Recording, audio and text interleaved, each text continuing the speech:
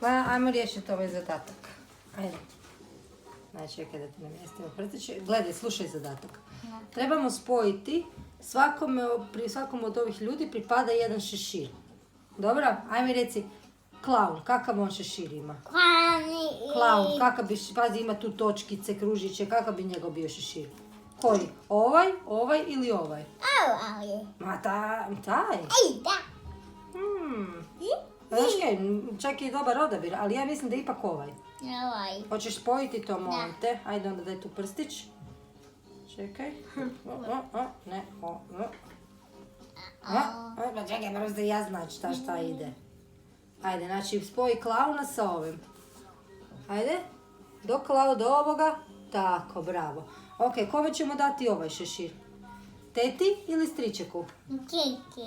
Stričeku? Ovo je striček. Ajde, onda ćeš ovu povući do tud. Ajde, lakše ti je od zgora prema dole. Do tu, do stričeka. Do stričeka. Ovaj šešir. Tako, bravo. I sada je teti ostao ovaj. Ovaj šešir teti. Može?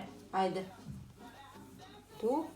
Tako, bravo, Klea. Bedico.